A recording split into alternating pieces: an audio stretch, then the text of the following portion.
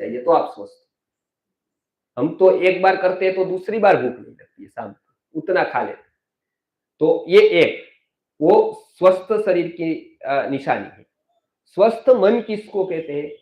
कहीं से कुछ भी सीखने को मिला और यदि मन सीखने को तैयार है, 40 साल, 50 साल, 60 साल, 70 साल में पर, कि मुझे कुछ नया सीखना है, वो यदि आपकी वृत्ति है, तो आपका मन स्वस्थ है। यदि वो नहीं है कि मैंने तो बहुत पा लिया, मैं तो सीख गई, कोर्स कर दिया, वो पढ़ लिया, अभी जरूरी नहीं है, वो यदि है तो आपका मन बीमार है। क्योंकि नॉलेज है ना, वो ज्ञान, वो माइंड को सक्रिय रखता है, वो बहुत दुर्गुणों से बचा लेता है। और हमारे पास ऐसी वस्तुएं होनी चाहिए जो हमको बच्चों को सिखा पाए। ऐसी 10 वस्तुएं होनी चाहिए, 10 बातें होनी चाहिए जो बच्चों को आरोग्य का ज्ञान दे सके, कि इतने बजे उठना है, इतने बजे सोना, ये खाना है, ये नहीं खाना, ये विरुद्धाहार होता है, ये ऐसे करना, ये ऐसे नहीं करना। ये बहुत महत्व का है हमारी आगे की पीढ़ी को देने के लिए, क्योंकि वो शिक्षा उसको स्कूल, यूनिवर्सिटी, क्लासेस में नहीं मिलेगी, हमको देनी पड़ेगी। और यदि वो हमने नहीं दी तो बहुत सारे रोग होंगे उसको। तो संस्कार के साथ साथ ये बातें भी देनी बहुत जरूरी है। आगे शरद ऋतु के त्योहारों में, शरद पूर्णिमा के बहुत सारे त्योहार आते हैं। उसमें गणेश चतुर्थी, ऋषि पंचमी का खास महत्व है इसी ऋतु में, जो चली गई अभी, लेकिन उसको जोड़ा है स्त्रियों के साथ, वो भी मेंसिस के साथ, वो पता होगा आपको।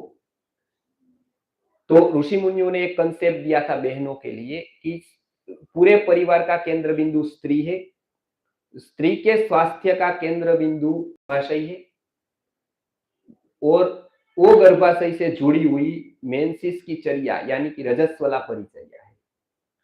तो मेंसिस आता है तब गर्भाशय साफ होता है, और उस समय क्या करना चाहिए और इंटरनल प्रोसेस कैसी होती है उसका वर्णन सुश्रुत मुनि ने शारीरिक स्थान में किया है।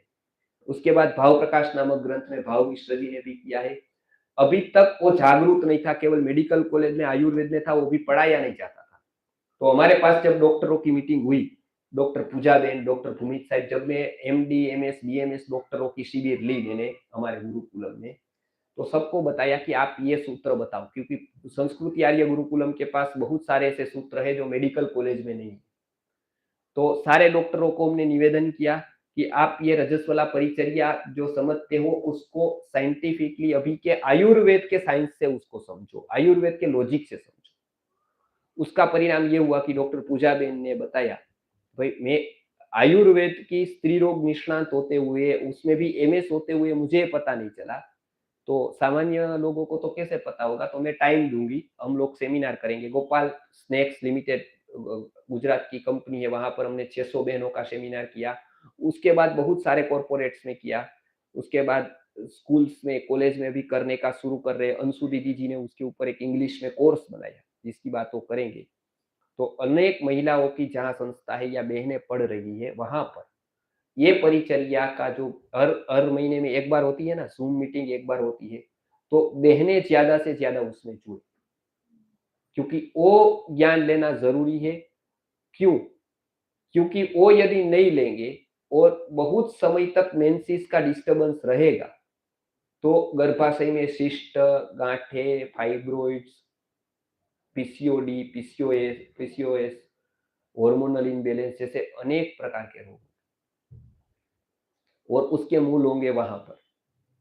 तो ऋषि पंचमी का त्योहार जोड़ा गया मेंसिस परिचर्या के साथ। भारत में स्त्री का स्वास्थ्य इसलिए अच्छा था क्योंकि रजस्वला परिचर्या का पूरा पालन करते थे। तो इसके ऊपर बहुत सारा रिसर्च है, पूरा का पूरा कोर्स तैयार किया है। अंशुबेन उसके बारे में थोड़ा बता देगी। उसका जो जुड़ना है, वो लोग ऑनलाइन पोर्टल पर बहुत सारे लोग उसमें जुड़ते हैं, ज्ञान लेते हैं। आपके पास कोई संस्थान है, आप कोई संस्थान से कनेक्टेड है, तो वहां पर भी ये कार्यक्रम करवा सकते हैं। बहनों को जोड़कर इंग्लिश में भी है, तो वहां पर भी उनको ये ज्ञान का लाभ दे सकते हैं। उसकी एक बात बताकर अंतिम में मैं पूर्णता की ओर जाऊंगा। एक बात अंतिम ये बात बतानी थी मुझे, कि जैसे आयुर्वेद में बताया है कि बहनों को मेंसिस के समय पर स्नान नहीं करना चाहिए, तो ऐसे तो आयुर्वेद कहता